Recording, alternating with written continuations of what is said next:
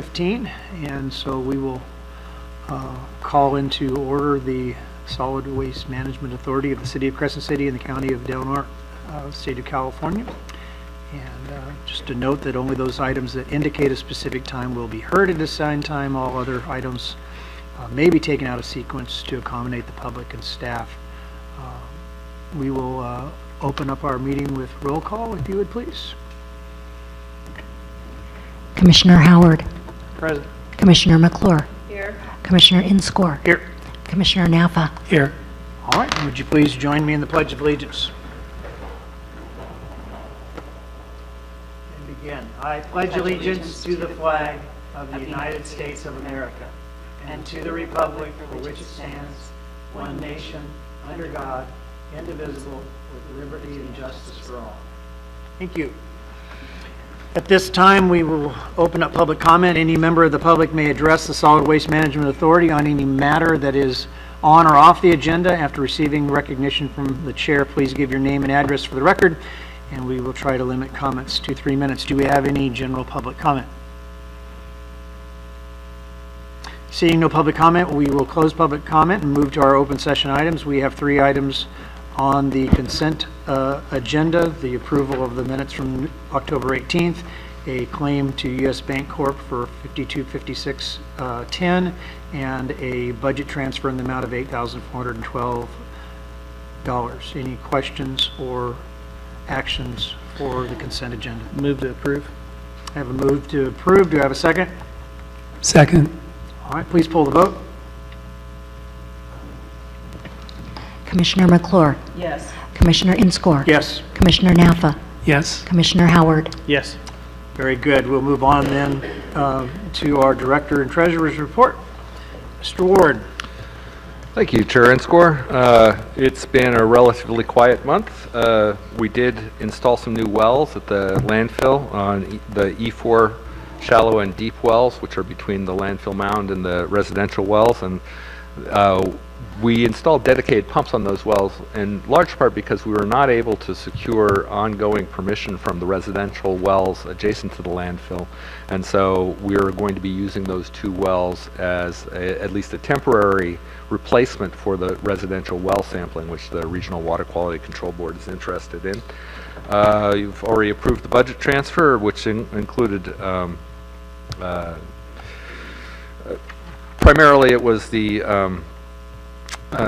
monies from the state fees that we were able to get reduced that funded that budget transfer.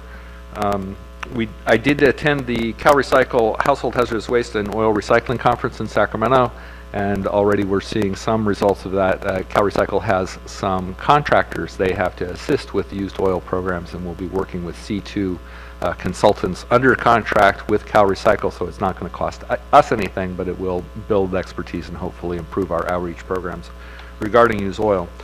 Kayleen Warner and Joseph Hernandez, refuse site attendant, attended CERT training to be better prepared for emergency responses, and myself and Mr. Hernandez attended CPR training, and we are investigating possibly procuring an AED, an emergency defibrillator, for the transfer station in case anybody does have an emergency. We might be able to be better prepared to respond to that.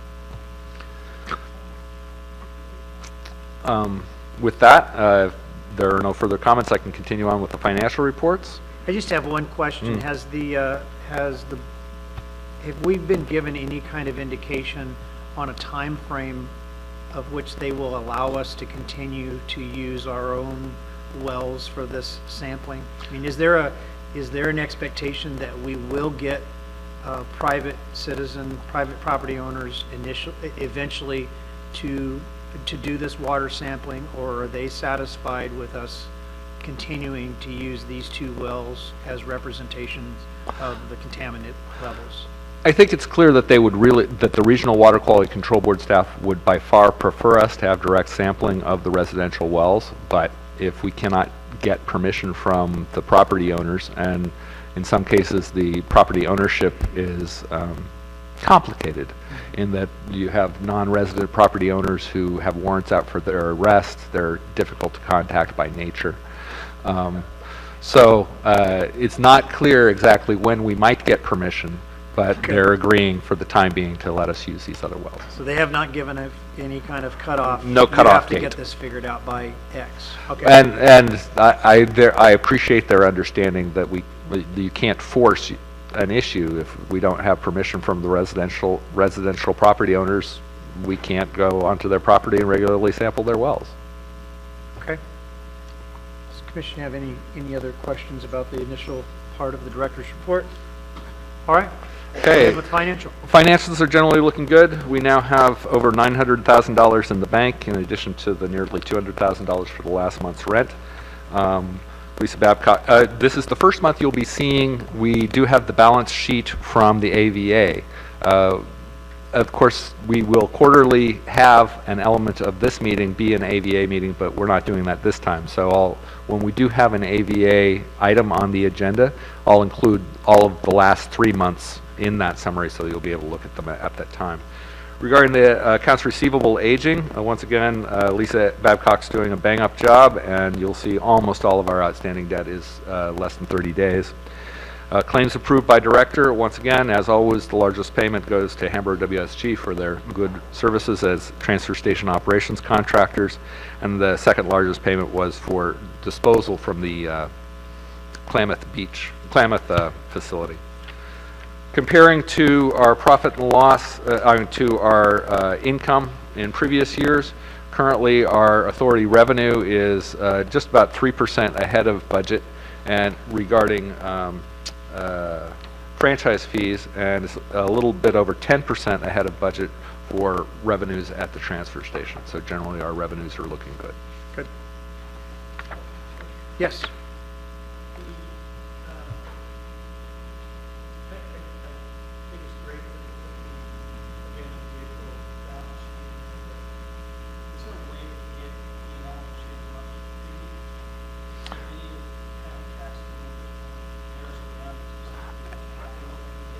Absolutely, I will work on the county with that.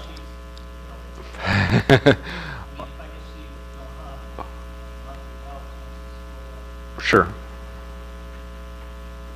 All right, good. Anything else? Eli, you have anything? Okay. All right, Okay. fantastic. So that would bring us to the collections franchise items. All right, let's go on. So item 4.1 is the revisiting the request from Recology to drop styrofoam, block end peanuts and containers, hard rigid plastics, including packaging, toys, car seats, and automotive plastics, milk cartons, and electronics from the list of materials being to be recycled through Recology's programs and at Julinder Recycling. These items were not specifically called out in the agreements, and so those items would not require a change order. However, we have had an election in between the last two meetings, and the plastic bag ban was affirmed, meaning that Proposition 67 passed and Proposition 65 was defeated. And so the plastic bag ban that was signed by the governor in 2014 is back in place. So that's the next item I'll discuss, but I believe Mr. Herber has something to say on this item.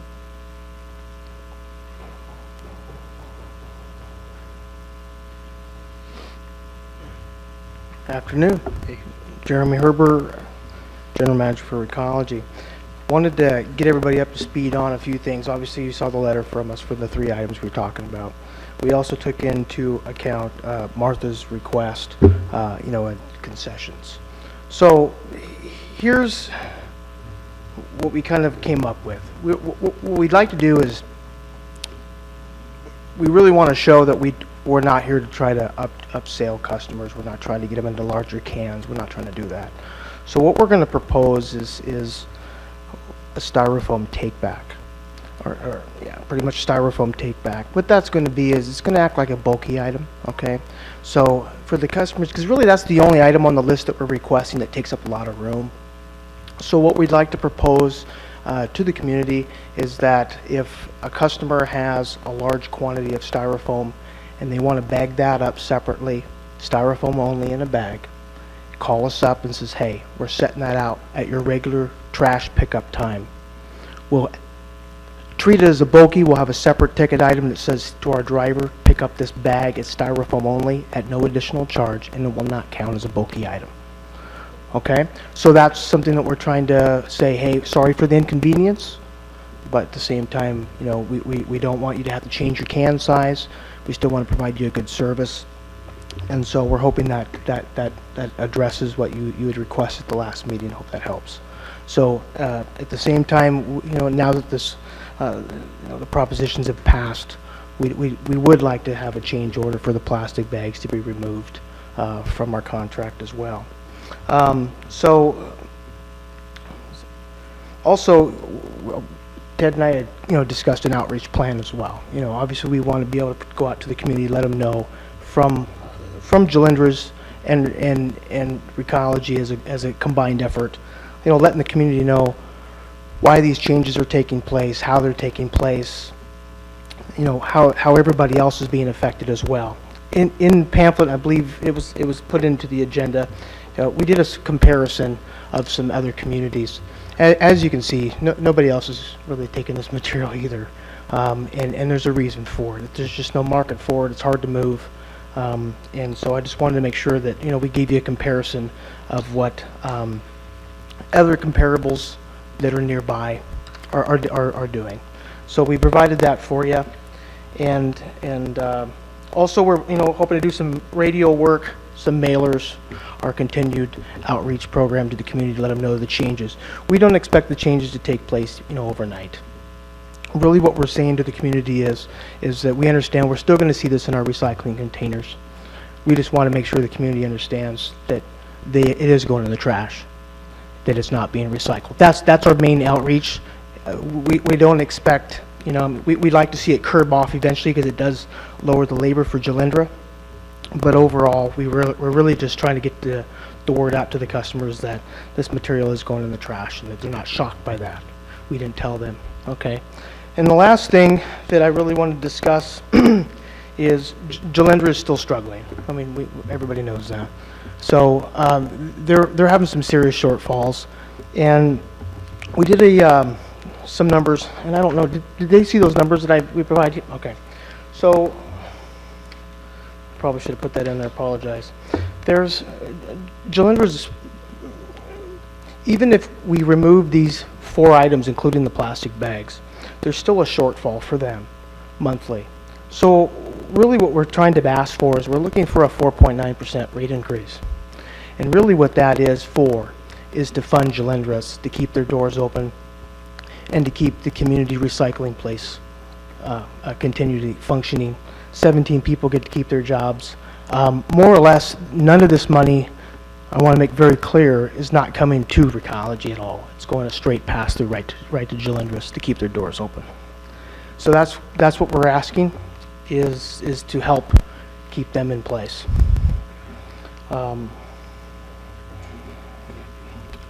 Any questions? Jeremy, I don't remember reading about the 4.7. Is that not materialized?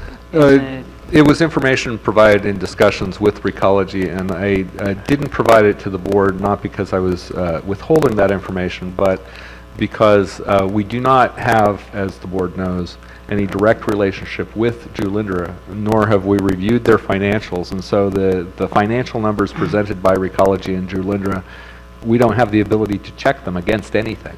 So for that reason, I thought better to have the discussion first. So that'll come in the form of a change order? That is correct. More or less, it's really, we're trying to provide a financial assistance for Jalindra's to keep them moving with the shortfalls. And since there really is no checks and balances, as Ted says, really what we would have to do is to show that money is going to them. We would have to get our accountants to put in our statements that we're open to the board and the community to look at, to say that increase was simply passed straight through us and went straight to them. And that's really what we're looking for. We're not looking for this for us. We're looking for them to try to keep them functioning in the community. That's really what we're looking at. So really, in order to take these 4 items out, they're still in a shortfall to keep their I doors I open. remember reading that, but I didn't, Yeah. about 35 grand a month. So I wanted to bring this up to you guys and make it open and put in that request for you guys to discuss. So council, is there an issue with the JPA money going straight through to Julindra? Or we would not do that. It would still go through Recology, and however Recology cut checks or had their payments, that's separate. Right, it would just be a overall rate increase that then gets paid to Recology, and Recology would, if that's what they're doing, is passing it on. How we would do that is we would require, because under the contract, the board is required to review and approve any changes to the processing Right. agreement. The most appropriate way to do it would be to incorporate it into the processing agreement, have that signed, and then essentially be made effective with the adoption of the change order. Okay. And then the pellet, the foam that you're gonna, the styrofoam, is that peanuts also? Correct. It's gonna be Yeah, we'd be all- willing to do that as well. We just got to make sure that when they do go to bag that it is separate. There is no trash in it. It's just, it's really just for that extra bulky stuff. So there really isn't a hindrance on taking up space in their normal trash pickup. It would be picked up on their regular trash days that's already been scheduled for pickup, but they would have to notify us saying that there will be that bagged item sitting outside their can, so the driver would know that it's a styrofoam pickup and not just a trash. Well, I appreciate your putting your head to that and trying to figure Right. out how that there was going to be an increase in the trash and a decrease in the recycling, and how could people be compensated, and that satisfies me, because I Okay, think well, I that's appreciate that, and I that's just the wanted... big thing that you can't. Correct. So, Yeah. that's really, I really wanted to show good faith on our part, letting the community know that we're really not, had no other means other than, we're just trying to do the right thing. And so we want to make that right. And that was a good point that you brought up, and that was the biggest out of those items, a mess. And so that was about the easiest way we could solve it. It's perfect. Thanks. As far as like the weather that we have here, especially the peanuts, if they're in a separate bag outside of the container, I could just imagine they'd be in the next county over or something. That's a good possibility. Maybe since that's going to be like a bulky item pickup, really the driver's going to actually have to exit the vehicle on that. So in that scenario, it might not hurt to be able to suggest to put maybe a rock on the bag, being a styrofoam, and they got to make sure that the bag is tied closed, because we don't want the peanuts going throughout the community as well. And we shouldn't have to worry about the birds for the fact that there's really no food in it. So. You have anything, Chris? Just a couple of things, Jeremy. I Okay. think that I have looked at some of the numbers, and as Mr. Ward mentioned, without being able to really evaluate some of these numbers independently, I think that we're going to have to do some more work before we look at a change order for a rate increase.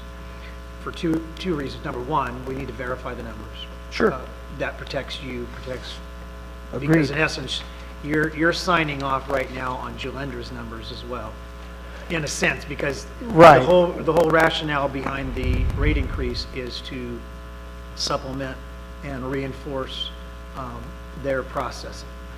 Correct. So you need, and the authority needs to have some assurance that the numbers that we're looking at are numbers that we can all stand behind. Secondly, as we take looking at these two separate things, the rate issue as well as the reduction in these items, with the reduction of some of these items, and I agree that it's going to take time for the public to stop putting these in, but there's going to come a point in time when, especially if we approve plastic bags, that the labor intensity on these issues for Julindra is going to reduce. They're not going to, it's not going to happen immediately, but there's going to come a point in time that these things are not going to be in the recycling stream, and therefore the cost of processing these things no longer will exist on Julindra's part. They're not going to be spending hundreds of man-hours each month digging out plastic bags. Number one, the plastic bags are going to be gone. Should be eventually, They're yeah. going to, eventually, when everybody uses up their stock or Right. whatever. So I think that for those two reasons, we need to proceed cautiously on the rate issue. I think we just need to make sure we've done all of our homework to Sure. protect everybody. And I do think we need to take some evaluation over what happens in the coming months with the change of the things that are being processed. You know, ideally, we'd like to see Gilendra's operations move a little smoother and a little more efficiently because they're not dealing with as many items. Now, and Correct. I understand it's going to take a while before those get Sure. out. But when they are out, that will no longer be a cost for Gilendra. Once we have moved those things out and they just become back in the waste stream, it'll take time to get the consumer on board with what they're doing. But over time and with education and with the rollout of how to do these things, those items are going to start getting put into the trash. These Correct. items that we have here, and Gilendra's not going to touch them at all. So I just want us to make sure that we move forward in a very pragmatic way. Sure. That we do this so that somebody doesn't come back afterwards and say, well, wait a minute, we're charged basically 5% more, but they're doing less work over at Gilendra, but this was all for Gilendra. Right. I don't want us to have that conversation. And I think if we move forward very cautiously and do all of our homework, then if there's the justification, it'll be clear to all of us. That's just my take of having You looked know, at and the numbers you I presented. appreciate that, and we've been working on these numbers for about 4 months now, and so really the way we broke it down, and I have the list, I guess we probably should have provided this better, I apologize. No, it's just, But the breakdown pretty much is that we did the calculations by just removing the styrofoam, cartons, and rigid plastic. We did that calculation of what their losses are going to be. If we remove that, there was a savings of about $13,600 a year in labor and freight costs. If you add the mixed plastic bags removal out of that, there was another increase of almost $34,000 of labor reduction again. So even though we remove these items, and even if they don't even exist, even if, let's say in a perfect world in 2 years from now, all 4 of these items did not even cross their floor, they're still in about a shortfall of about $178,000 a year. They're still losing that, even if they never had to touch one of those items. That's how we did the calculations for this rate increase. And we'll be happy to, we'll work with those numbers even more. But I just wanted to bring that up to you. yeah, and because I've seen those, that's the discussion that I want Sure. us to have for all of No. us to lay that out. Yep. But, and also to show how that data was assimilated and put together so that we can have that discussion in an open forum so that everybody knows where we're going. And that's fair enough to this. We'll work with you on that. We'll Okay. do what we can. Mr. Howard. You know, Chair, you bring up some good points, and I'm just going to emphasize one thing, and I'm not entirely sure how it works with a rate increase. My biggest concern would be, and God forbid it would take place, is if Gilendra, even though these efforts were made, somehow failed and went into some kind of bankruptcy. What would happen to that rate increase after that point? Well, that's a good question. We probably have to put in there if that was some type of a failure. You know, I brought Tom here, he's our rate analyst. He'd probably be able to answer that better than I would. I would imagine, I don't know if there's a clause, Tom, or you want to speak to that? He'd probably be better to answer it than me.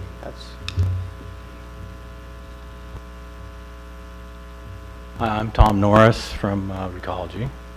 And to your question, we can certainly write in the amendment that should Gilendra cease to operate, that this rate increase would be rolled back. And obviously we'd have to come up with some other means of dealing with that material. Okay. All right. Yeah. I'm still here. In relationship to that we have a contract with Recology that says this is what we can do. And I understand the desire to want to be benevolent to keep a struggling business together. And I understand that if that business were to collapse, then it would be, you would be shipping it probably to another one of your recycling locations. And we would lose that kind of wage for 17 people in the community. And I recognize that, but I'm not sure how far government goes to make sure that your partners are whole. You know what I'm saying? And it's an awkward reach, and I'm Right. sympathetic, and I don't want to lose any jobs in my community by Sure. any means. But at the same time, I don't know if that is the arm that we can reach. I don't know. It seems to me that it's a push that yes, you might be coming and asking for a rate increase because you anticipate that you're going to have higher costs with recycling or whatever that is.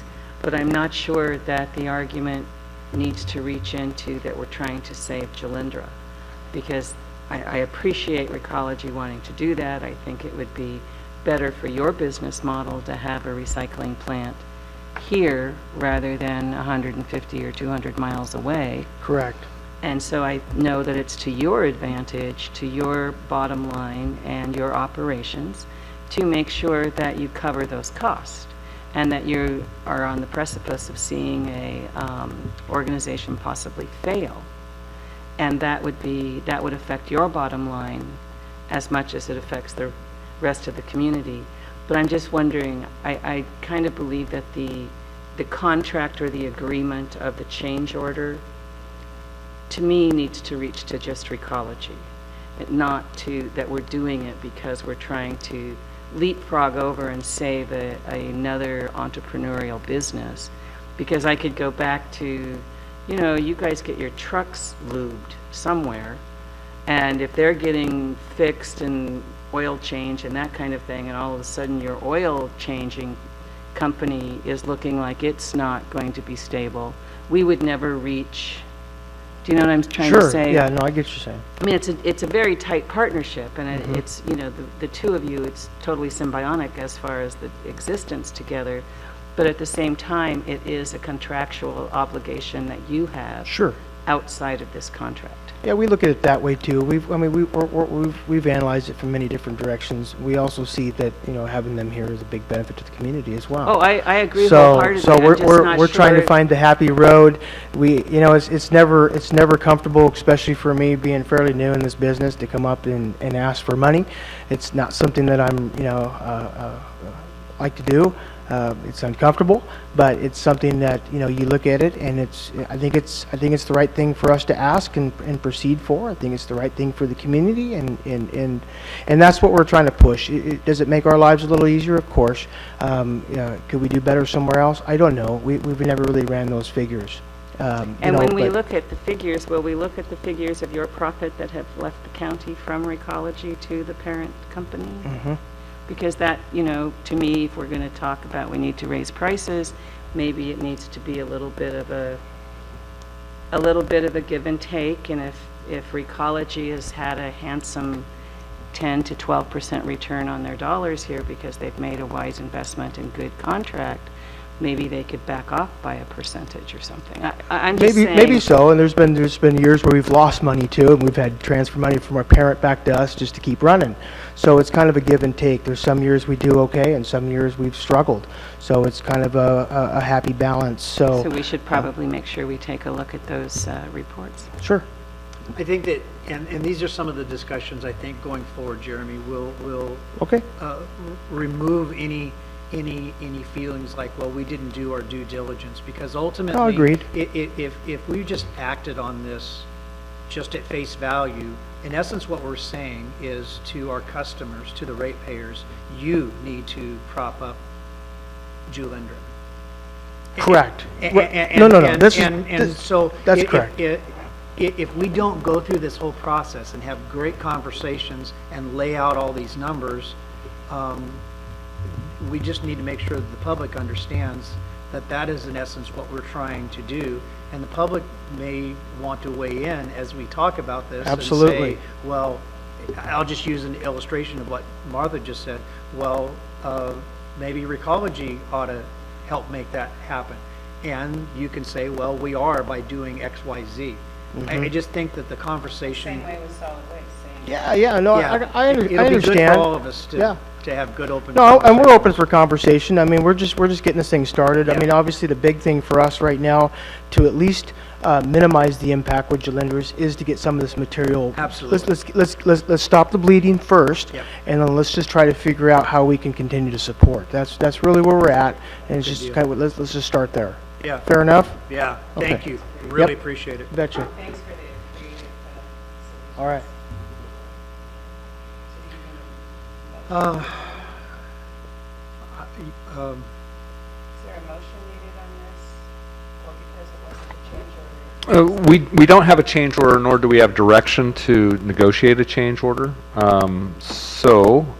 Ways that we might proceed is additional meetings with the recycling subcommittee to discuss what information might be presented in the next meeting. If the board is not yet at the point of giving direction for us to negotiate a change order, wanting to see additional information, then it would be helpful to have that clarity. Are you looking for a change order at the next meeting or not? I think for as far as these items and with the passage of Measure 67, I would be looking for a change order to remove these items. With the Including the issue- plastic bags? Yep. We can certainly work in that direction. Didn't take and long for our local retailers to roll out their new biodegradable bags, because I got hammered first day. I got to pay 10 cents for this. And I've been telling you for months about this, so you could have had your bag ready. But given the fact that that's already a reality, it's going to take us time to get the bags that are already here out. But I see no reason not to put it all as one. Well, we don't have to have a change order for the other items because they're not in the contract. that is correct. But It would be cleaner if you had it for all. we might as well be explicit that these think materials so. are being dropped. Okay, I will make the motion that we follow Recology's request and remove the following items being collected for residential and community recycling bins starting January 1st, 2017, and that being styrofoam, block, peanut, and containers, hard rigid plastic packaging toys, car seats, automotive plastics, milk cartons, and miscellaneous electronics already approved for side collection, and plastic bags that have been recently banned by the state of California. We have a motion and a second. Any discussion? You open up any public comment on this item? Seeing none, we'll close public comment, bring it back to the commission. Would you please poll the vote? Or did you have something? I'm sorry. Mr. Newman. Yeah, I'm just wondering regarding the styrofoam and the peanuts, whether we should just leave that out, since you're saying that you'll have the ability that people can still have it picked up. The clarity here is that that material will no longer be recycled. He's offering to have a separate collection so that people don't have to bump up sizes for their disposal. And the styrofoam separately bagged will be collected at no additional cost to the customer, but it will not be recycled. It will be disposed. That's fine. All right, great, good question. All right, anything else? All right, poll the vote, please. Commissioner Inscore. Yes. Commissioner Naffa. Yes, Commissioner Howard. Yes. Commissioner McClure. Yes. Very good. And then would we do a follow-up, just direction to staff, knowing that, to ask staff and the commission ad hoc, I guess, if there's, in January, to start discussions about a rate increase due to the volatile market of recycling? I think the request for the rate increase needs to be addressed somehow in the change order. I'm not exactly sure the cleanest way to do that. Yes, I think it's two things. don't think you're ready for a change order there, but I think that we want to at least flag to Recology and to the community that we are beginning the negotiations for this, because we've hit a high spot in the problem.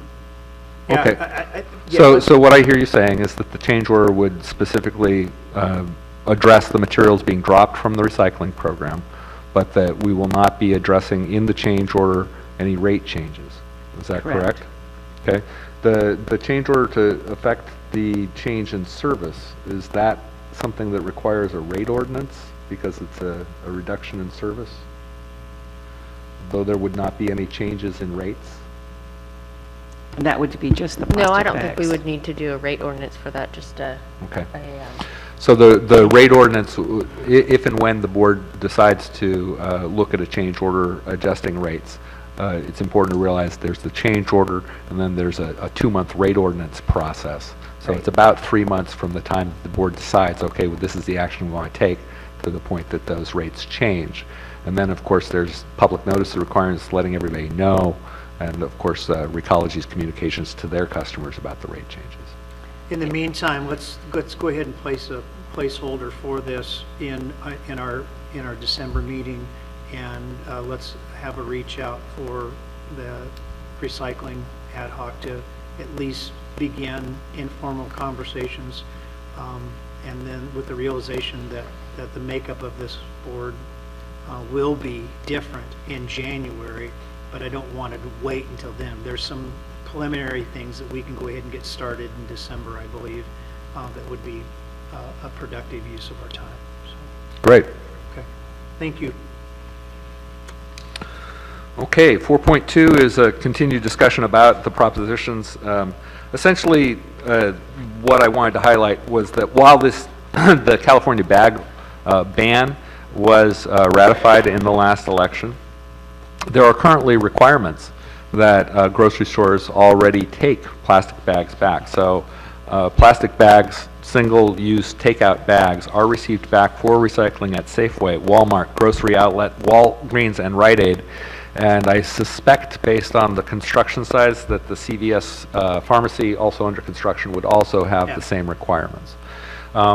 So we can anticipate that when plastic bags are dropped from the recycling stream collected by Recology, that those plastic bag receptacles at the grocery stores will have a lot of use. So that's part of the repercussions. The other thing that the board should realize is that while the bag ban has been ratified, it does not eliminate all plastic bags around.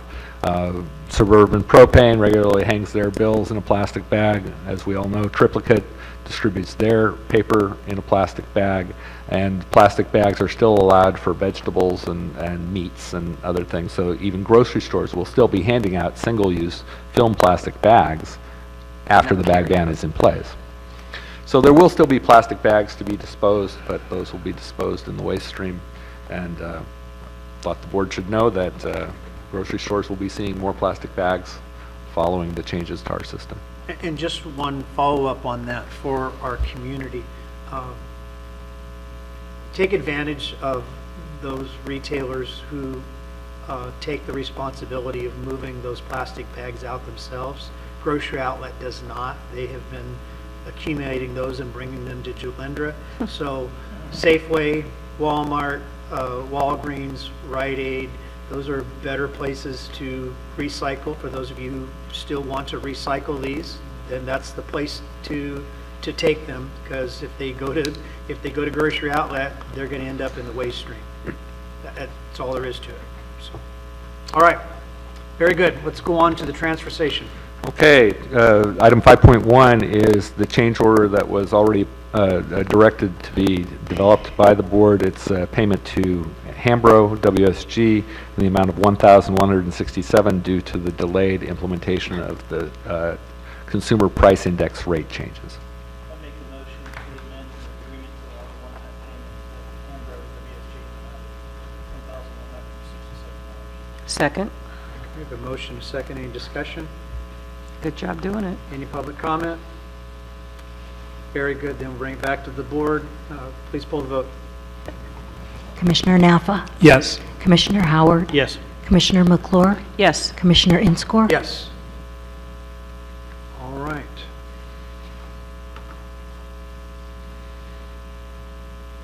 Well, then we get to honor Have a resolution. Martha. I started to try to read this last month, and then I wasn't. Yeah, I got shut down. That's nothing nothing new. So I would like to read this resolution on behalf of the Solid Waste Management Authority honoring, what's that? Approved what? No, It was tabled. yeah, it was continued to today's meeting. So, what's that? He needs a motion. Sure. If, Make a motion to honor Commissioner Mark McClure, who serves as the Authority Commissioner for 2003, 2012, 2015 through 16, and her leadership as chair for 2005, 2008, and 2016. Second. all right, we have a motion and a second. Would you please pull the vote?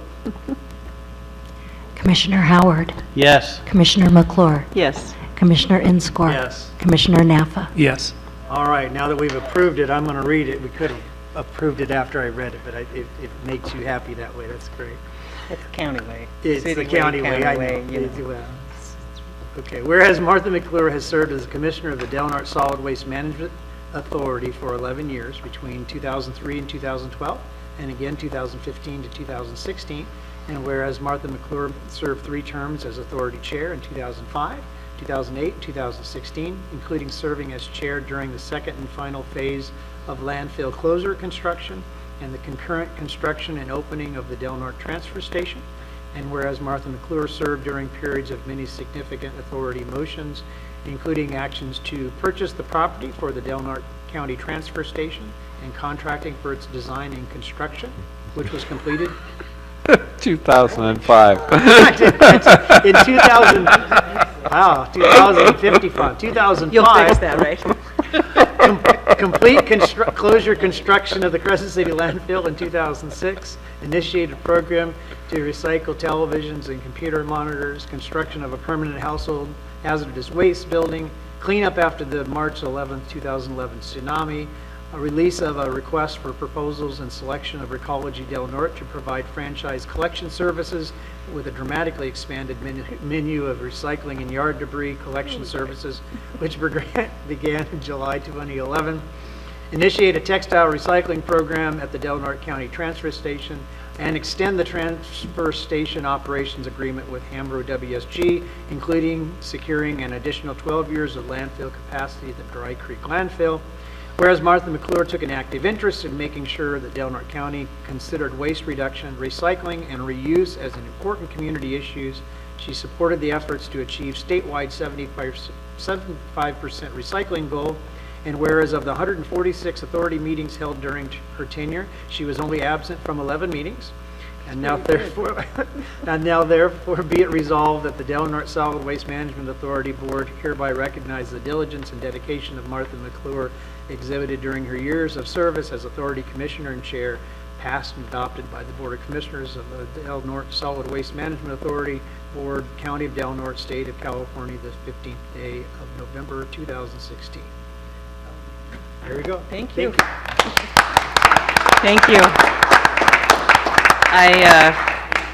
I want to just comment that if I was only absent 11 times out of 146 meetings, people may want to know what my secret is to not having a cold, not catching the flu, and not being sick. Yeah. Because I wasn't sick on any of those absences. I was out of town, so that's a good thing. I just want to say that it's been quite an adventure with solid waste. When I used to go to the dump with my dad as a kid, they would just look in the back of the truck and say, that looks to be about 12 bucks worth. And you would give them the dollars, the money, and then it would go into a box on the counter because there was no check and balance at all. And then there was a little castaway store that you could go shopping through because they had pulled a lot of stuff out of the waste stream. We were also, when I first started with solid waste, we were looking at the possibility that the County of Del Norte could literally be fined $10,000 a day if they didn't do a cease and desist and figure out what to do with their trash.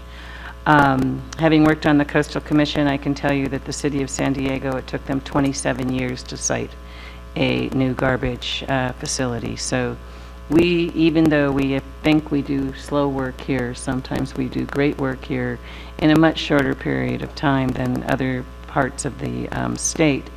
And I'm very proud of the transfer station. I'm very proud of the 2 contracts that we have with our partners, that I believe that we have a first-rate system compared to other small rural communities in California, and we should be very proud of that. I think that it's imperative that the community understand that this organization isn't based on taxpayer dollars. It's based on fee dollars that we have worked out, that we can make this operation run. And I think that it's important if anyone wants to beat the drums that solid waste needs to be dissolved, I think one needs to take a look at the requirements that the state of California has for every city and every county of what their waste program is, and it requires a lot of input.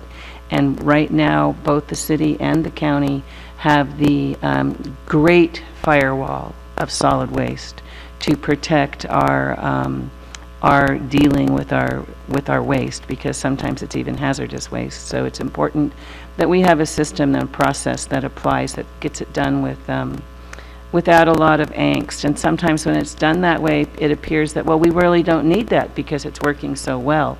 No, it's working so well because it was well managed and it was thought out. It wasn't just hatched overnight. And so I appreciate my time on this, and I hope to see solid waste exist into the far, far future. All right, thank you. All right, Mr. Ward, the RFP. Yes, item 6.2 is a draft request for proposals. It's not yet ready to be mailed out, but we wanted to include this in the board packet because we would like to mail it out next week.